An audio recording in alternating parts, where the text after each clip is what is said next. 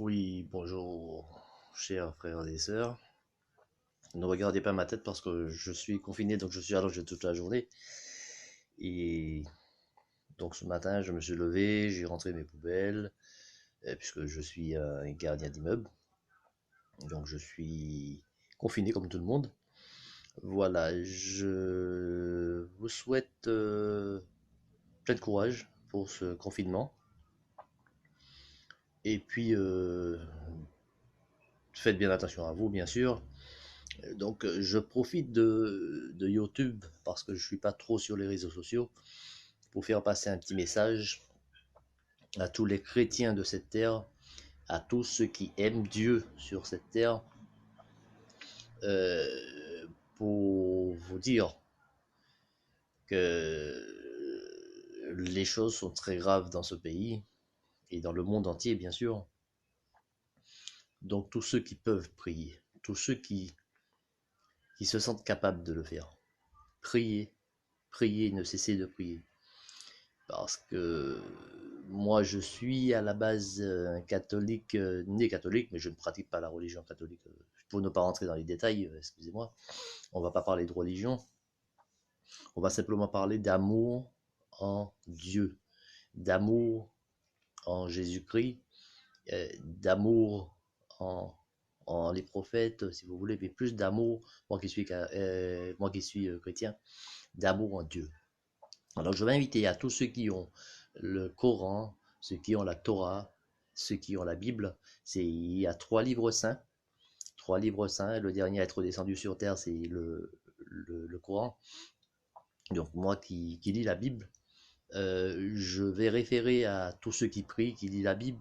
Je vais leur référer à un verset de l'Apocalypse 6, verset 8, qui nous parle des quatre cavaliers de l'Apocalypse, où le quatrième cavalier, il lui fut donné toute autorité pour semer la mort sur un quart de la terre par des épidémies, par la famine et surtout ce qui est écrit dans ce passage biblique, par les animaux sauvages de la terre. Je répète, par les animaux sauvages de la terre. Donc pour moi personnellement, la Bible et tout le reste des livres, la Torah, le Coran, ce sont des livres vivants, des livres saints. D'accord. Au départ, quand on était tout petit, on, on nous a inculqué ce manuel qui est chez nous, les chrétiens, la Bible, chez les musulmans, le Coran, chez les juifs, la Torah. On a tous été instruits avec ce manuel de vie. Aujourd'hui, tous ceux qui vivent dans un monde mondain, dans un monde de pouvoir, de vouloir, d'envie d'avoir, euh, ces gens-là, ils pensent qu'ils sont riches, et en fait, ils sont pauvres. Ils pensent qu'ils sont intelligents, et en fait, ils sont cons. Euh, tout ça pour revenir au phénomène qui nous arrive aujourd'hui. Euh, Moi, je vous invite, mes chers frères et sœurs, à prier. À prier parce que l'heure est grave. Celui qui ne s'est pas repenti devant l'Éternel, ben, comme le dit clairement les livres sacrés, on entendra des cris, des pleurs, des grincements de dents. Euh, il est bien écrit que dans le livre sacré, celui qui aime son Dieu est sauvé. Celui qui met en avant l'Éternel, celui qui tiendra jusqu'au bout sera sauvé. Ce sera très dur. Mais qu'est-ce qui est dur quand on a Dieu dans le cœur? Moi, je n'ai pas été poussé le vent dans le dos. J'ai connu des choses très difficiles à vivre. Et pourtant, je les ai vécues comme si je me levais le matin pour aller travailler. Comme si je me levais le coucher le soir. Pourquoi? Parce que à chaque instant de ma vie, à chaque moment, je n'ai cessé de prier. Je n'ai cessé de me dire que, effectivement, Dieu existe. Donc, je vous invite, mes chers frères et sœurs, chers amis, Ceux qui ne croient pas, même ceux qui ne croient pas, sachez que Dieu vous aime quand même, hein. Tant que vous ne reniez pas son nom, sachez qu'il vous aime.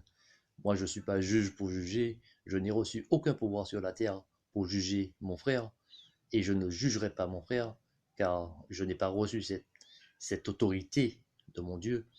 J'ai simplement reçu une autorité de mon Dieu d'aimer, de donner, d'être à l'écoute et de faire les choses les plus simples sur terre, partager.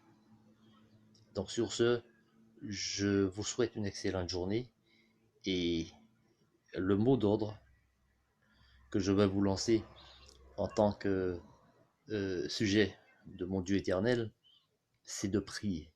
Ne cessez de prier. Je vous en supplie.